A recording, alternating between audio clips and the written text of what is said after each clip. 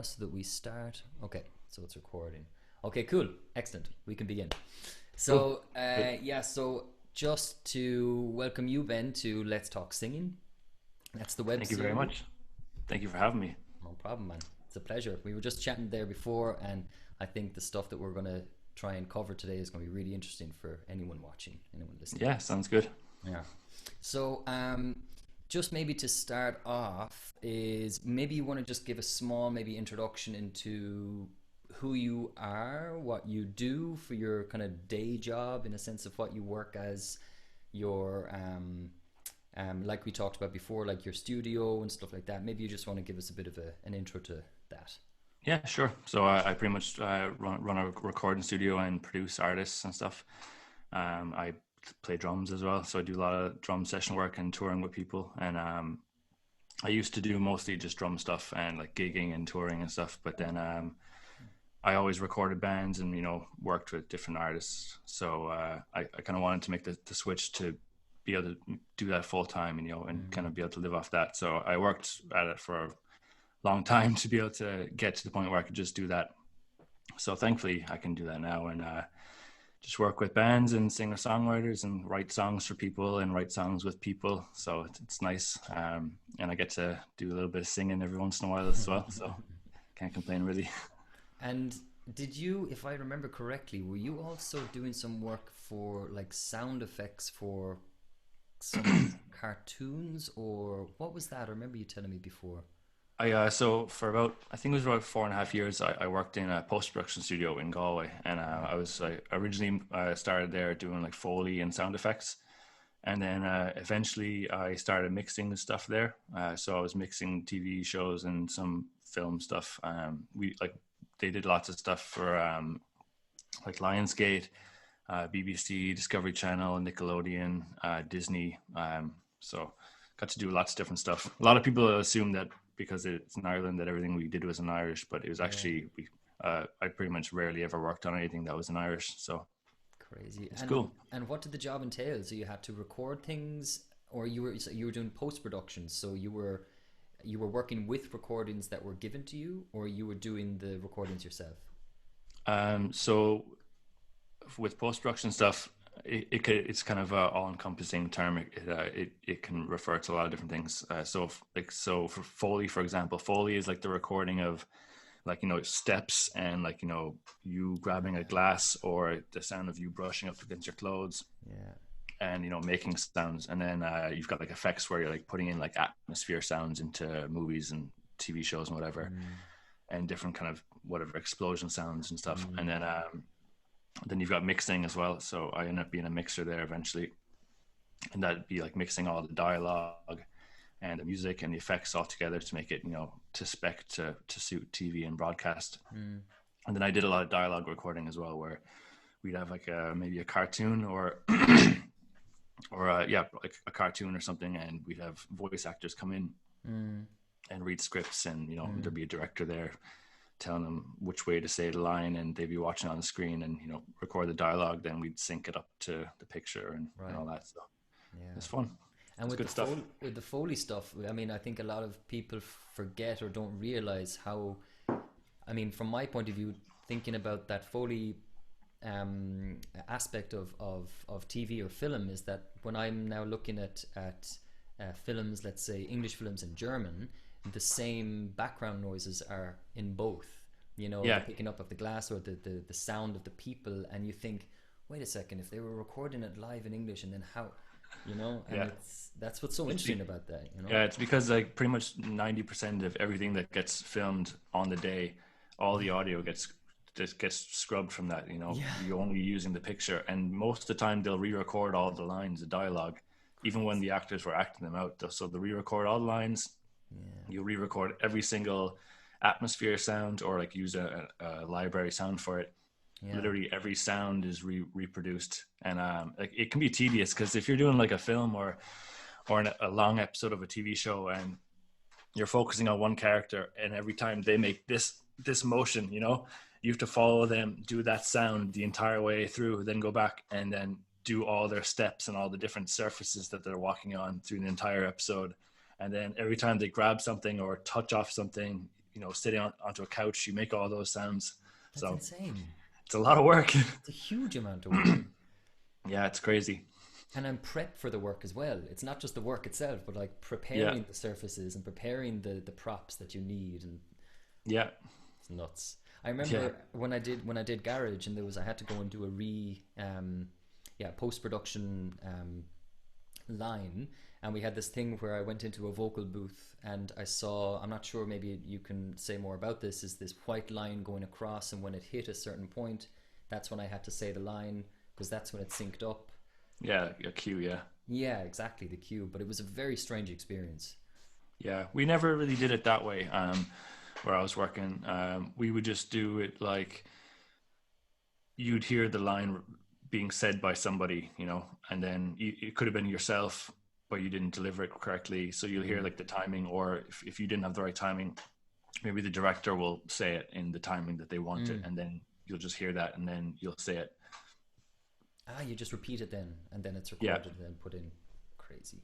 Yeah. yeah. That was normally the way we would do it. Sometimes, a lot of times they just have like the actor just read the line a few different ways, and then we'd have maybe like 7 or 8 different takes, or Mm. 20 different takes, and we'll just pick whichever one fitted the best, whichever Yeah. one had the right feel to it and stuff.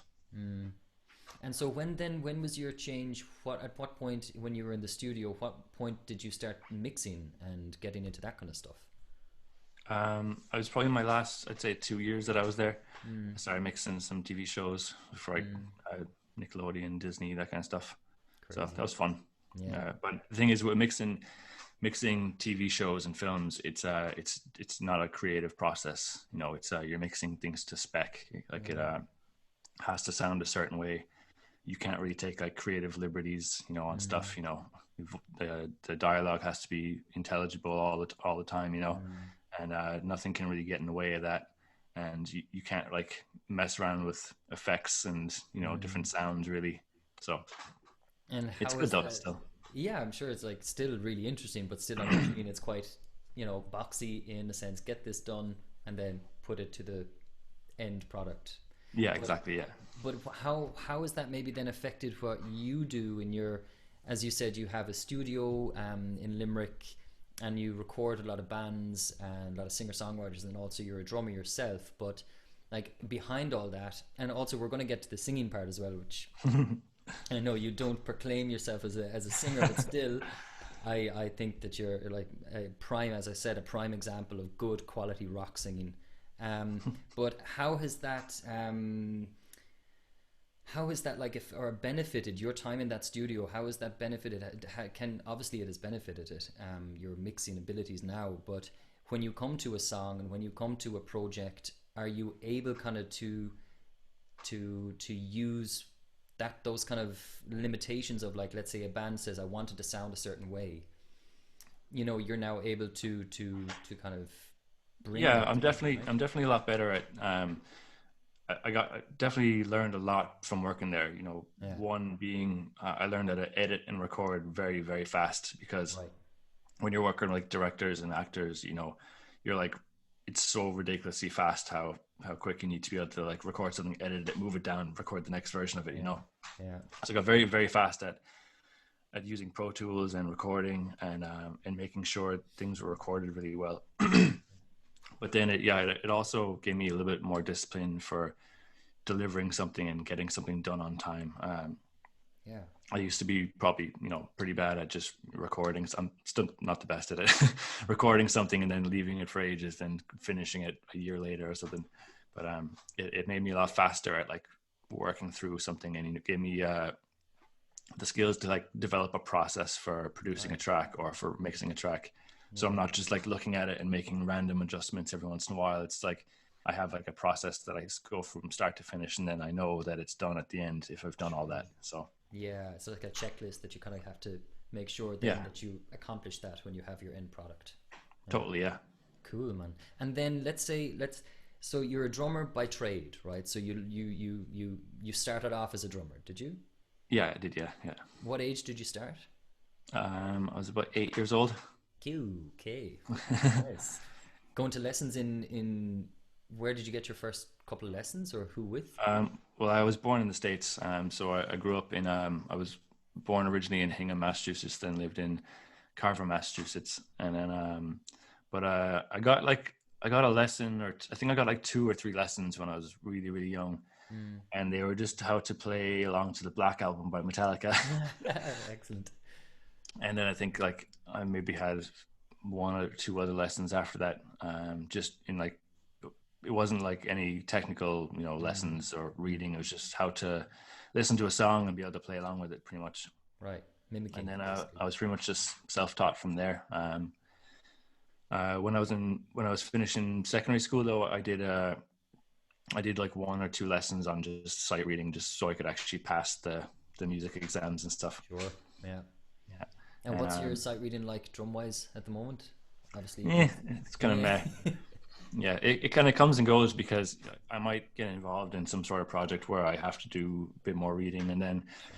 I kind of pick it up again, and then I might not be doing any reading at all for like 2 or 3 years. Then it kind of loses it a little bit. But Mm.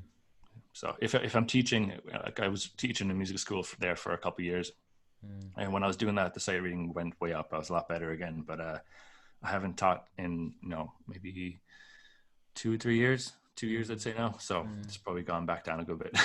Yeah, it becomes rusty. It's one of those skills that if you don't kind of keep Yeah, at it, it really becomes rusty. totally. Yeah. It's kind of, it's not really like riding a bike in a sense, like when you start it up again, it's just as you left it off. You really Yeah, have to kind of go, oh yeah, okay, yeah, I really have to focus now. Yeah. yeah, exactly. Like my mind just kind of wanders too much when I fucking when Yeah. I'm reading stuff, anyways. So But I find the same also when I'm giving piano lessons. Let's say my sight reading is so much better if when I'm there, kind of teaching someone how to sight read, yeah, much exactly. better than I'm when I'm kind of looking at a piece and going, oh my gosh, yeah, okay, Yeah, I think when we've the pressure there of someone else being there to go through it with them, absolutely, it makes your yeah, brain focused a little bit better, I think. totally. It's performance mode, man. It's incredible. Yeah, Yeah. definitely. Yeah. And so, okay, so that's your drumming, and then of course, then bands that you've been in, like Sharborn and other things like that, all were drumming, right? Yeah, exactly. Yeah. And then Yeah. during those times, were you also recording these bands as well, or were you going somewhere else to record? Yeah, I mean, so I'd say I think I started recording when I was maybe about 15 or 16, Right. and it was basic stuff, and it was mostly because uh, I wanted to record drum videos Mm. back when YouTube was like first starting, and I really wanted to be able to get famous on YouTube from playing Yeah. drum videos, Nice. Yeah. Yeah. and then having the ability to record drums was really interesting for me, and then I thought it was a great idea when I was really young to Mm. provide drum recording service for people to make some money, and I did a lot of that actually when I was fairly young, and I don't want to hear what they sound like today because it's really awful recording and playing wise, just busy overplaying and awful. Was it But mostly record or metal records? no, it was actually a lot of different things. Mm. There was a good few metal things, and but yeah, it was probably more so rock and metal, but there was kind of like indie kind of stuff and Mm. just pop kind of things as well. But Mm. bit mixture of everything really. Mm. And so then, when did it become apparent that you wanted to do a bit of singing? I always kind of wanted to be able to sing. I just didn't think I was very good, and uh, I don't know.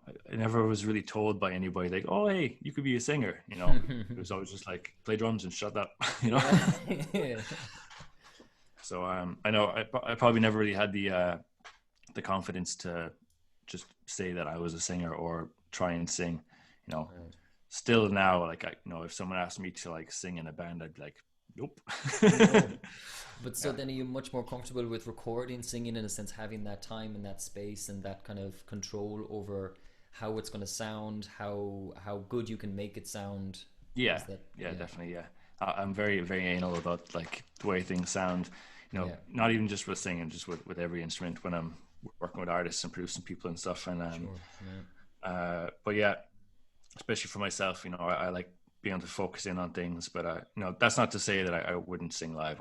I would, but I just haven't done it very much other than like, you know, backing vocals for people and stuff. Sure, but I think it's this whole thing of like it's very rare to get a really really good drummer, because there's and also it's not so rare to get a really really good singer because there's an abundance of singers. Yeah, There's only, you know, especially in Limerick, I know what it's like in a sense of like there's so many singers and people that sing and are very good, and then you're always hard pressed to find a really good drummer, even though there's many of them. Still, it has this kind of the ratio yeah, is not so not so exactly. Yeah, yeah. yeah. And like, you know, I wouldn't be. I'm better now, but I was never very good at like singing and playing drums at the same time. Right, So it's another skill. you know, Yeah. yeah. So if someone was like, "Oh, you sing and play drums," you know, I'd be like, "It's gotta be one or the other." Yeah, exactly. Yeah, pick one, please. Thank you. Yeah, yeah. Like with that project, the Enigma Division that I was showing you, or that you were talking about, like I'm playing drums in that and singing, and I mix the stuff as well. And like, you know, we were talking before about how we do it live, and like I I actually don't know Yeah, because crazy. there's no way in hell I can play those kind of drums and sing that way at the same time. So Yeah. we have to make a call someday as to whether or not the thing is going to go live or not. Yeah. Was it a possibility of maybe having the vocals as a track and playing to a click and you know? Yeah, that's a possibility. Yeah, Mm, that's one of the things we were talking about, and mm, because I don't really know any other drummers that I know of who would play that stuff, or would play it kind of the way that mm, that music would require mm, if I was to be just singing. Like, so mm, mm. I don't Yeah. know. Yeah. So, but okay, so let's talk. So you have the Enigma Division, right? That's Yeah, that band that you were speaking of, that you do vocals and you mixed it and you play drums in it. And then you just released what, 2 weeks ago, the single, the first single, yeah, right? The Neon Mirage, right? Neon Mirage. Yeah, Nice. It sounds great. Yeah, I told you I was listening to it. It sounds fantastic. And anyone who hasn't listened to it, please go and listen to it. Give it some support. And also, then you had this project that I was following, also you doing this stuff for a while, which is the Neb or NEB. yeah, yeah. Neb. Yeah, Neb. Okay, good. Yeah. Yeah, Neb and stuff. And I remember when you released that Grace version that you did, it was just so good. And again, anyone listening and watching, you can go and check it out in Bandcamp, I guess. I don't know if it's on I Spotify. think that's on YouTube. Ah, It's okay. it's probably, I think it is on Bandcamp as well. But yeah, Okay, I think yeah. it's I on have it on Bandcamp YouTube. here, but it's yeah, it's on YouTube too. Yeah. Yeah, Okay. I was originally gonna try and like start as a, you know, an artist under the moniker of Neb, but Yeah, yeah. I think I'm just gonna use my name from now on.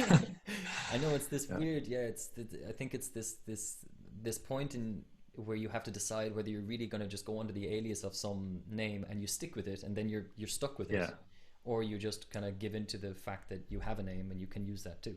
yeah, exactly. Yeah, yeah. Yeah. Yeah, so that was kind of the struggle. It's like, you know, if I'm starting a new a new musical venture, you know, Mm, I'm going to be starting from scratch again with, you know, getting people to follow the pages and yeah. stuff. And Yeah. if I just use it under my own name, you know, people already know who I am, so I don't Exactly. need to tell them what Neb is, you know. Yeah. I also think that there's this thing of when you go under a certain name, people expect a certain type of music. Yeah, And if you have your own name, there's kind of a small bit more of a widening spectrum of things that you are possible that you're able to do or able to show. You definitely. know, Yeah, for I sure. think. Yeah. Are you still going under is it CJ Fox? Is that it? CJ Fox. It was actually no, it was called Black Fox. Black Fox. Damn it, I really liked that. But yeah, again, kind of like yourself in a sense of I kind of realized that well, as we were talking at that point when I was here in Germany, that was when I was working in a bar, and I used to come home at 4 o'clock in the morning, get up then late, and then just do my Black Fox work, and Yeah, then that became pretty intense. And then I released Pure Release, and then did kind of stuff like that. Got it mixed by Alan Keary, and then it just kind of fell a small bit to the wayside. And then the job just took over. Didn't have any time, didn't have any energy, and then the Black Fox thing just became smaller and smaller and smaller, and then started working a small bit on acoustic stuff, And then, like I just said, I felt then that I couldn't possibly put the acoustic stuff out with Black Fox. You know, Black Fox had this kind of electronic sound, this rock sound and stuff. And if I was to bring out, where did you go? You know, this kind of real, indie acoustic stuff, I couldn't do it. So then I just decided to just go under my own name and work at some original stuff, you know. I think it's a good idea just to use your own name, you know. Yeah. Why not? Absolutely. Yeah. And the thing is, like, the one name alias thing kind of works for some people, and it's really great, and people really, you know, once they stick to it, they really stick to it, and it works. And then for others, it's just easier, not easier, but it just makes more sense maybe using your own name. Yeah, of course, yeah.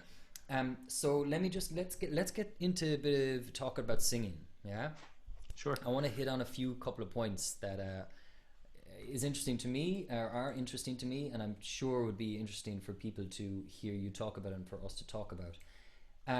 So let's talk a bit about, like, from my point of view, I grew up singing musical theatre, and it was fantastic, and I learned so much about control and about tone, resonance, all kind of by default, never really looking at the details of it, just knowing that that's how you needed to sound when you were singing musical theatre. And I think the question what I wanted to ask was, did you, like, well, first, like, who have you listened to, or who would you compare your rock voice to, or who did you mimic maybe first, or who did you copy first to try and find that voice? It's a good question. I'm not really sure, like, who I started trying to, like, listen to mimic myself after, really.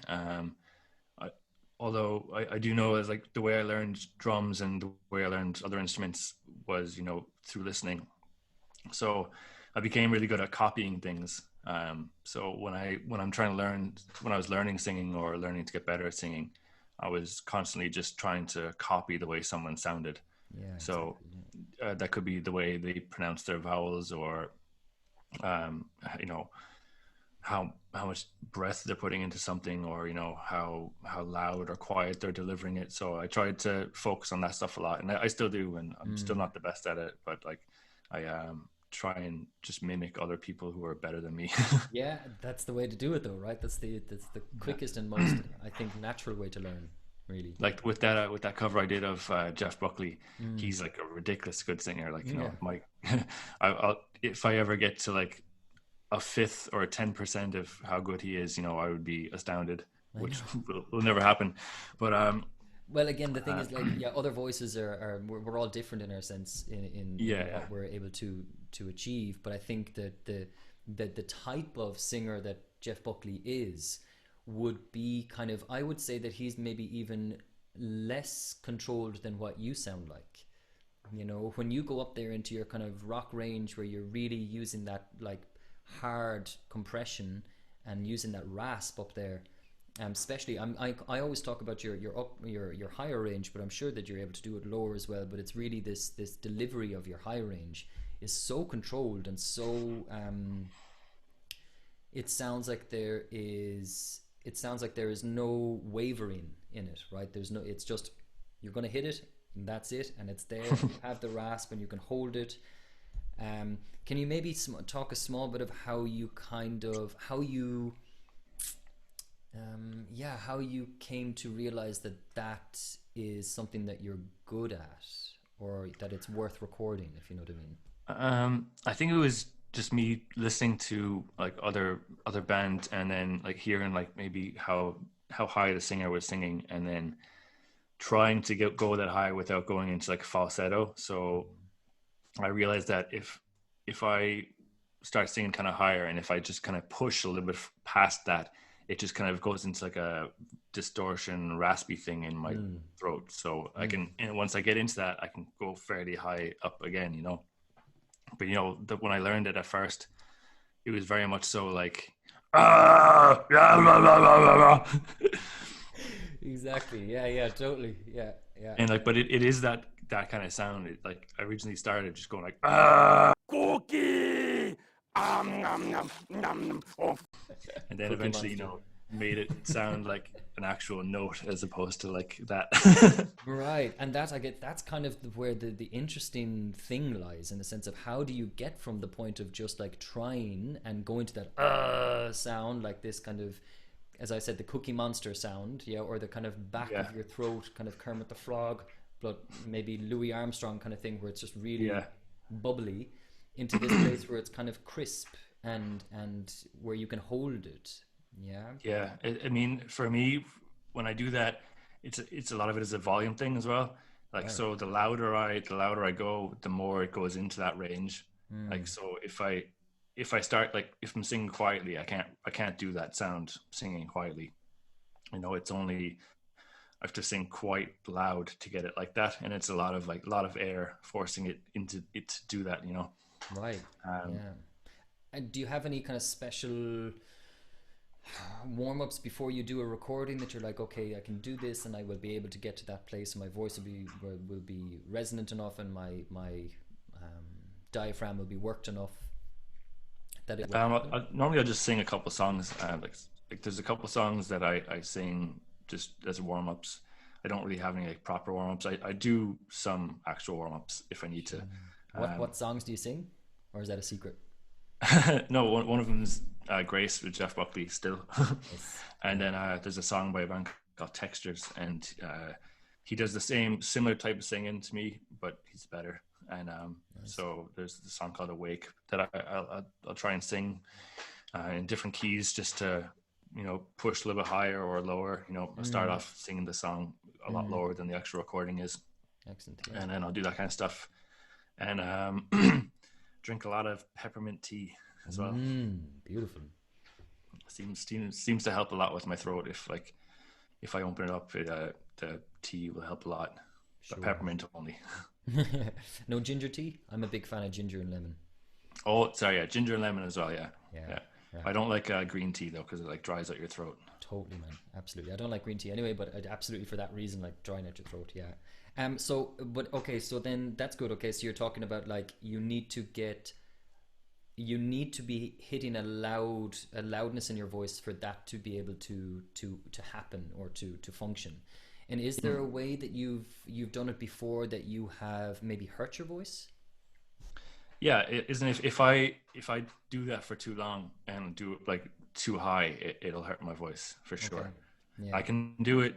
I don't know like what the note range is or anything like that, but I can do that type of singing for a good while, without it really having any effect, other than maybe, making me a little bit phlegmy or raspy or something. But Yeah. Yeah. I was listening to your thing, and I was playing it, what note you hit, and there was a beautiful high A there that sounded like,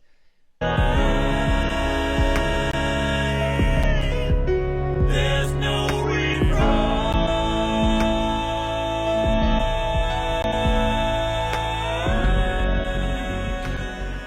I sang it then after you, and I was kind of trying to do that in the sense that, but I can really only do my kind of high head voice, which is no. I'm still learning how to try and get that power. I know that I can get that power with yeah, singing loud, and also this kind of, what I have is that I have this very very high falsetto that becomes a very strong forward placed mix. So which kind of what Jeff Buckley had, in a sense of like especially at the end of Grace, right, where he really goes up into the head. yeah, it's crazy high. It's ridiculously high. And I remember doing a recording with the Lemon Suckers in Limerick, and we did Feeling Good. And at the end of the Feeling Good, it's actually up on Spotify and Bandcamp and stuff. You can hear me really trying to get to that place where Jeff Buckley gets to.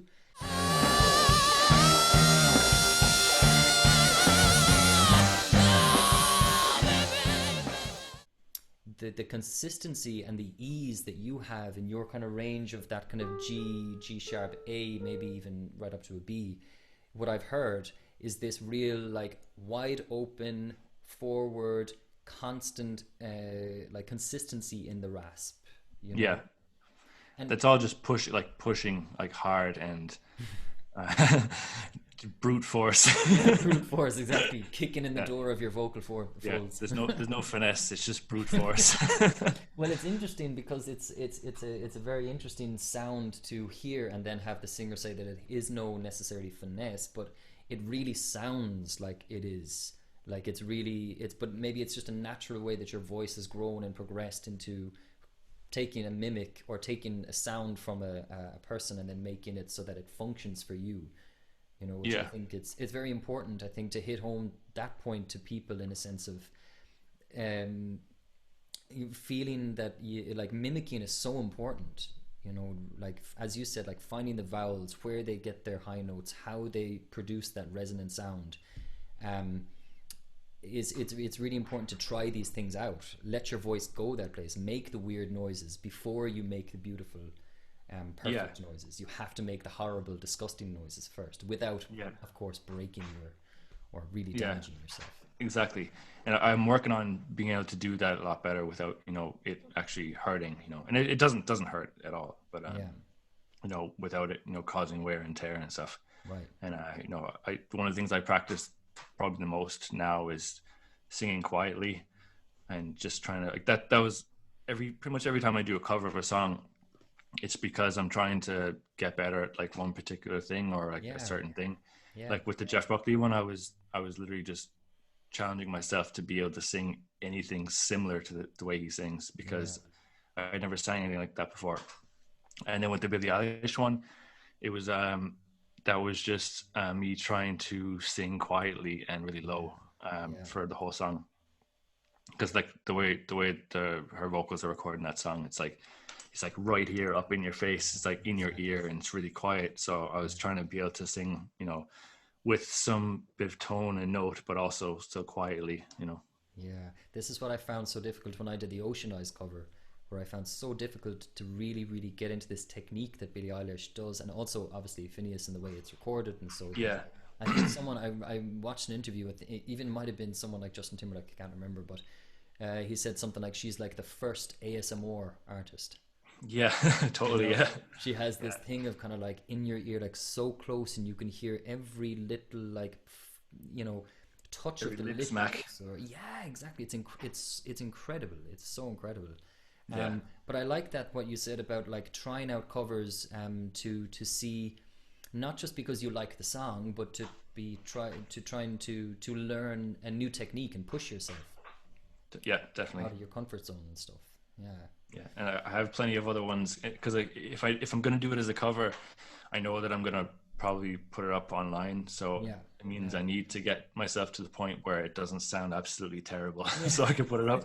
Yeah, exactly. And so when you do this, I just want to again I just want to talk about just one last thing. Well, not one last thing, but one specific thing of this kind of. So we've talked about kind of how we have tried to do high singing raspy voices and doing it kind of by mimicking. And did you ever then afterwards go and kind of look at like the technique on how it's been made, or how to do it, or maybe even a better question of how to not do it, in a sense of how to do it correctly and not wrongly?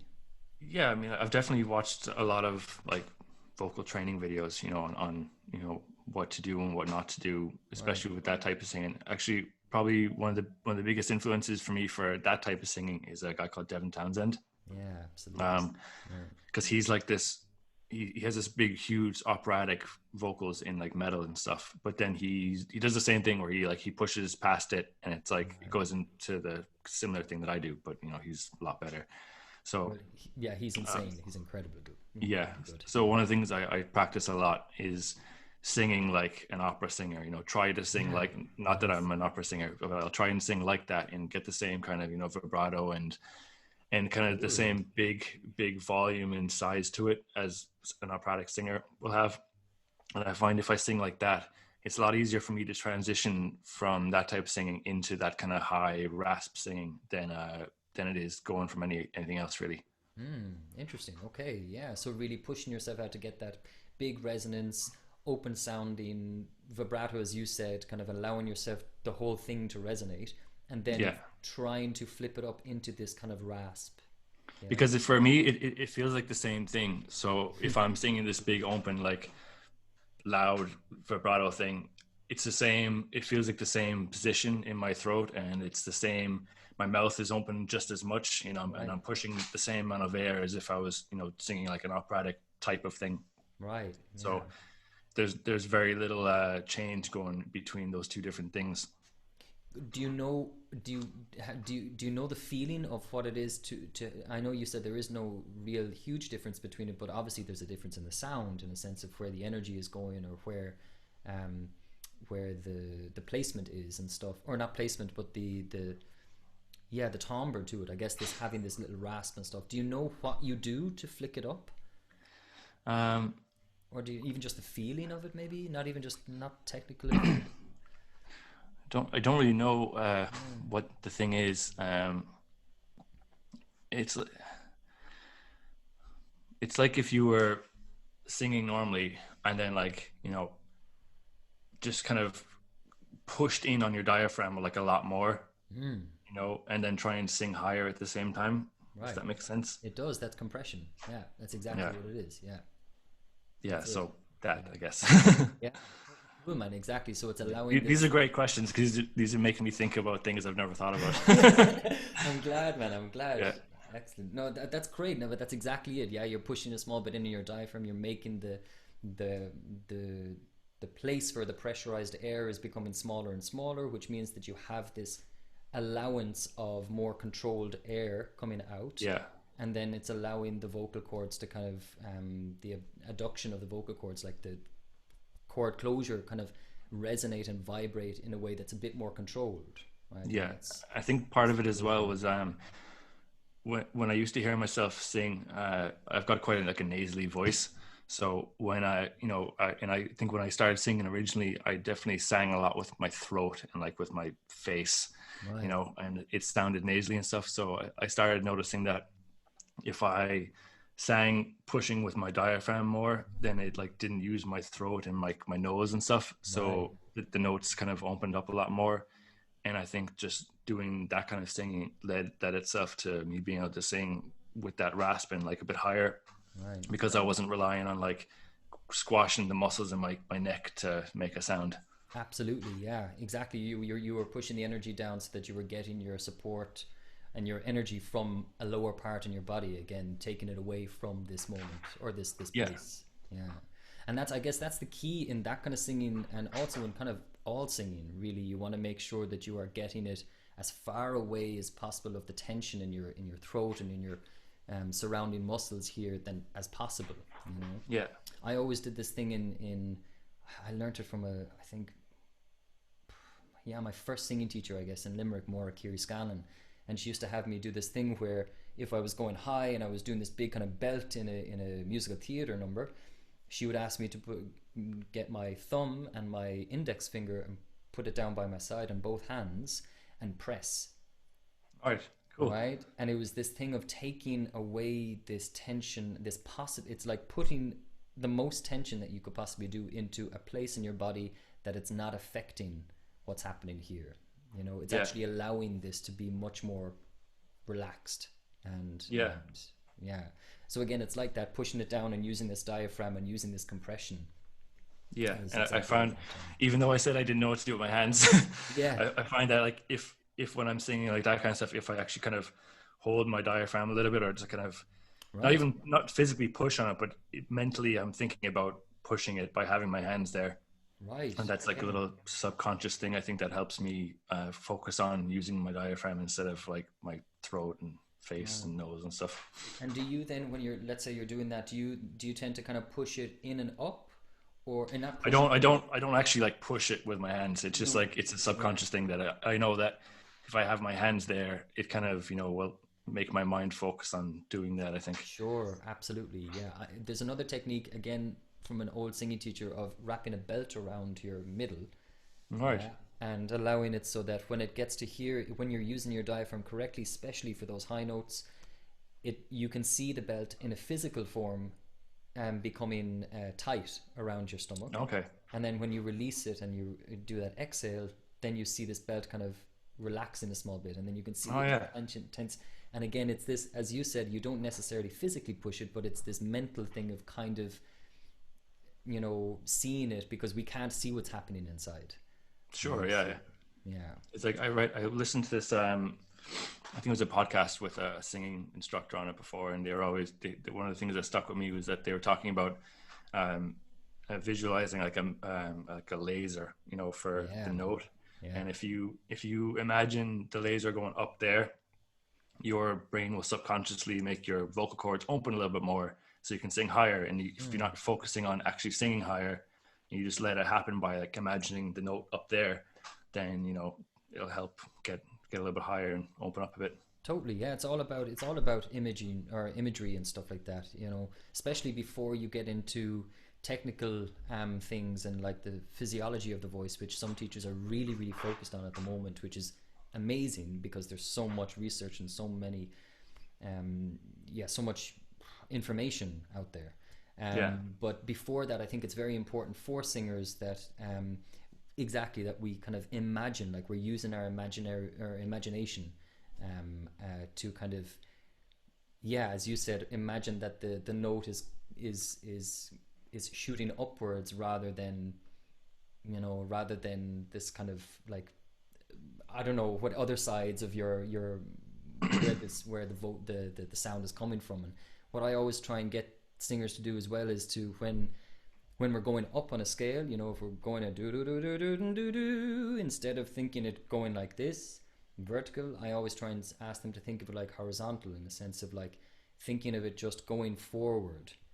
oh yeah, Yeah. And so that you're not necessarily feeling, because if you think about it going higher and higher and higher, you sometimes tend to bring your vocal cords up to match that.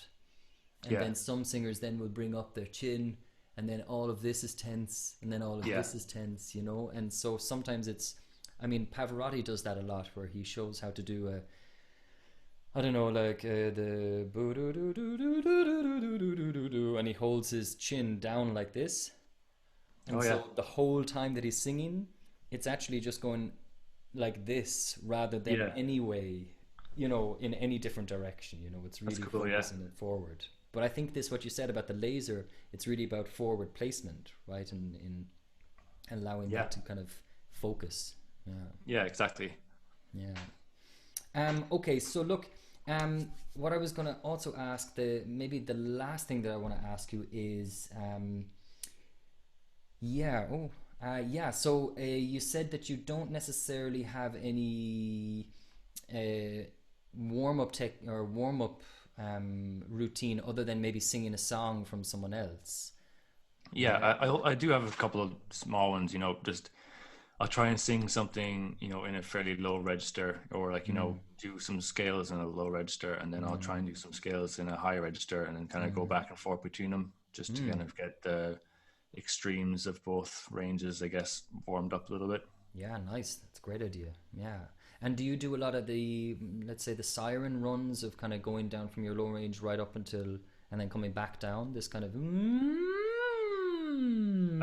Sometimes, yeah, Yeah. yeah. If I find that I can't reach some of the notes, or maybe, you know, I'm struggling to transition between notes a little bit, Mm. or if I'm kind of extra phlegmy, Yeah. Right. I'll do a lot of that kind of stuff, and I'll do the, you know, the that kind of stuff, Yeah. Nice. The just tails to and stuff. loosen things up. And Yeah.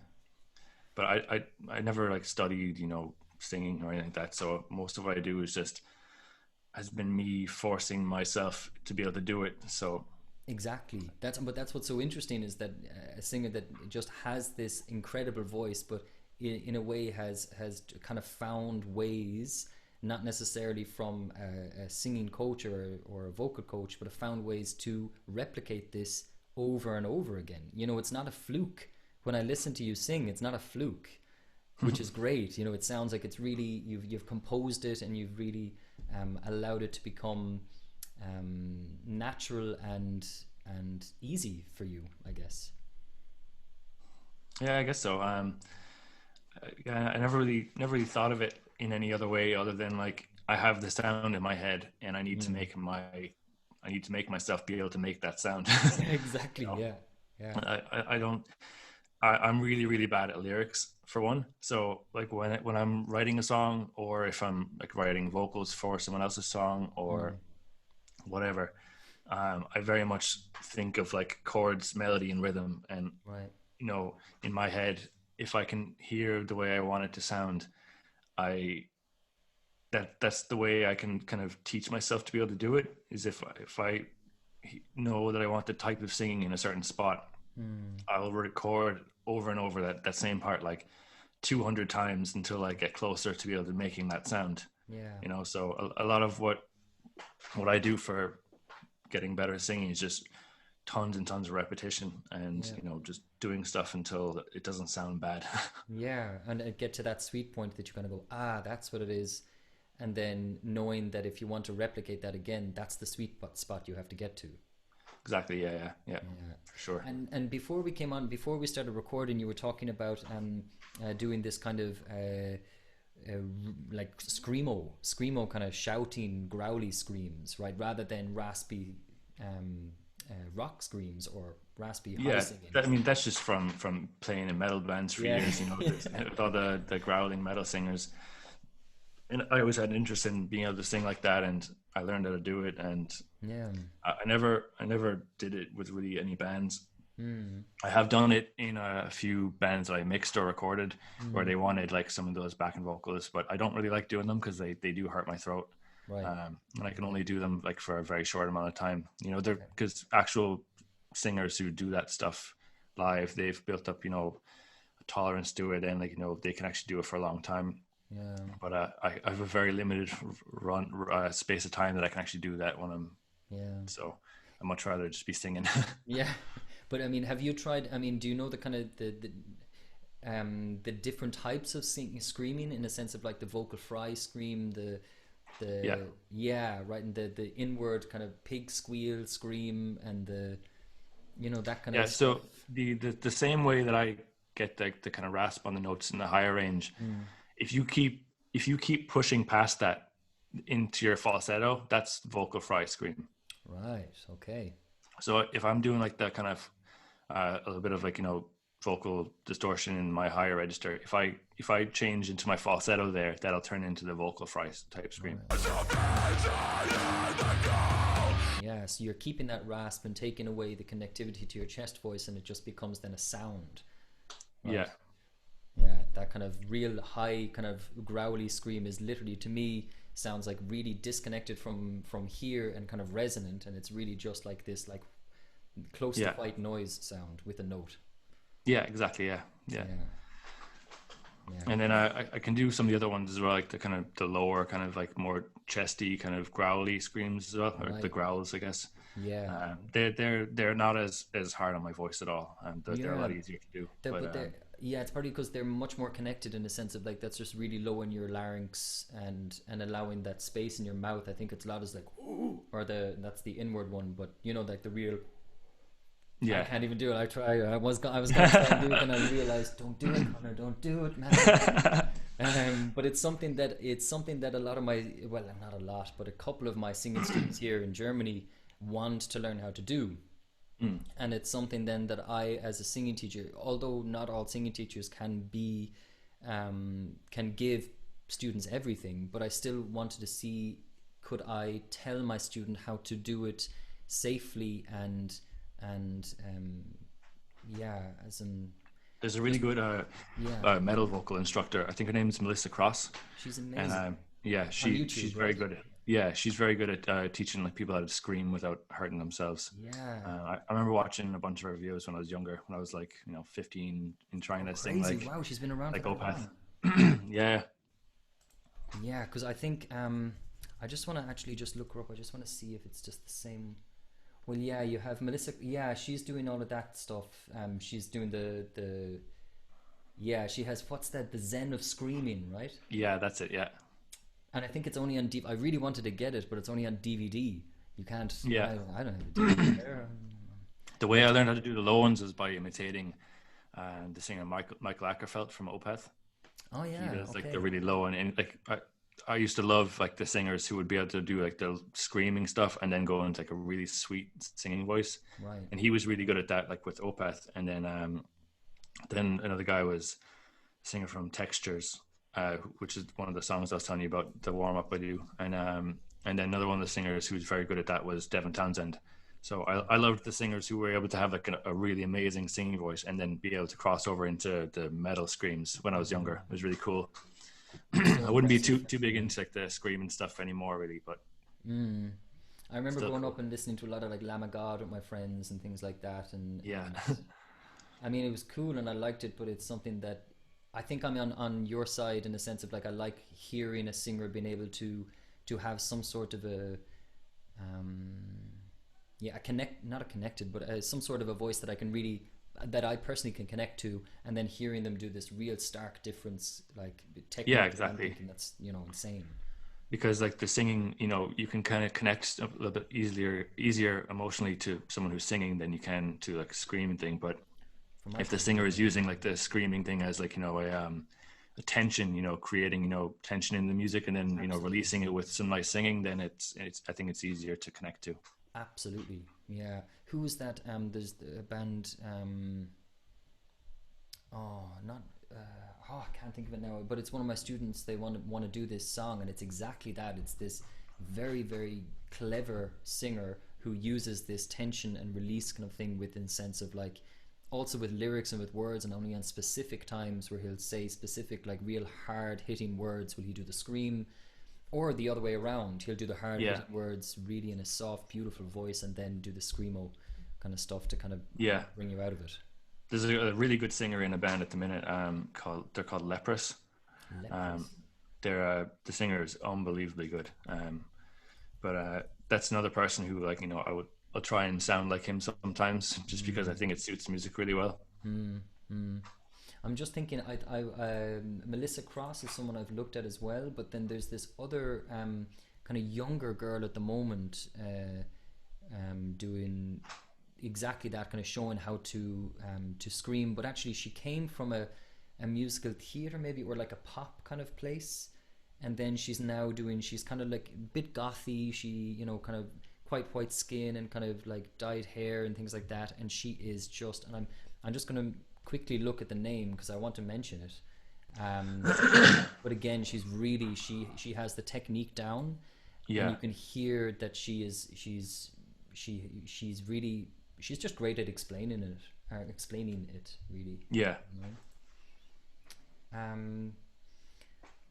Yeah, The I might way I find always it got and into doing the mm, way I always got into learning how to do like the low growls for metal was this kind of thing where if you say like the word, if you kind of go like e, like, you know, say the letter E and mm. like but kind of whisper it, and then if you lower that E down to like a oh, it kind of it does that thing. Oh, yeah, okay, You yeah, have, you just put a good bit of force behind it, like okay. yeah, that kind of thing. Excellent, nice. Because then, but what's so cool about that, and what I love about that singing, is the amount of overtones in the voice that you can hear, and the way you're manipulating your cheeks and your mouth to create these or whatever it is, you know, Yeah, and you can really hear this the overtone series like working really incredibly well. So yeah, cool. sure. Yeah. I can't seem to find this girl on my watched videos or whatever it is. I thought I put her in. Oh, here we go. Voice hacks. Actually, she doesn't really Check give that her out. name. Mary Zed. Yeah, that's her name.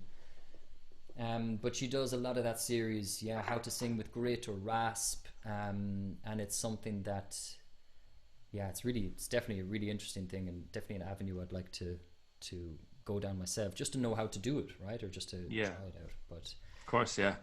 yeah, but I think you might have to have your own studio, be able to make your own sounds for as long as you can. And me in this little room here with a baby upstairs and, and things like that.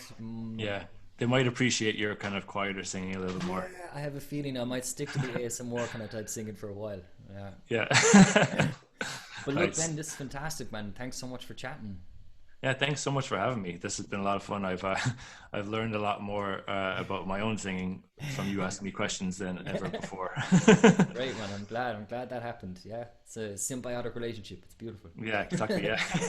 Okay, well, look, yeah, again, thanks again, and I'll put underneath the video. I'll put like some links like to the Neon, uh, which one? The Enigma Division, the Neon Yeah. Mirage is called the song, and And that anything other else one you that want. that other Yeah, one that you put up or that you were talking about where I don't know what I'm doing with my hands, that's the same band, but that'll be out probably in a couple of months, I'd say. yeah, okay. I was looking for that one as well.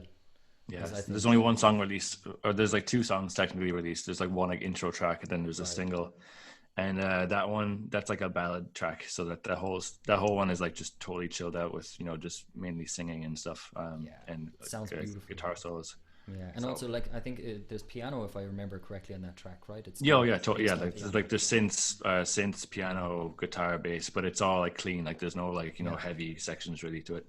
I'm looking forward to hearing that, man. Let me know, please. I mean, I'll keep an eye out, but let me know when it comes out for sure. Yeah, of course, we'll do. Okay, cool, Ben. again. Thanks so much. Yeah, and maybe we'll do it again in another catch up, maybe after me trying out some of these singing things, and you can have a listen and see if they sound naff or good. Yeah, likewise. And I'm always looking for tips on how to be better. So any great, suggestions, please let me know. Nice. Yeah, absolutely. Yeah.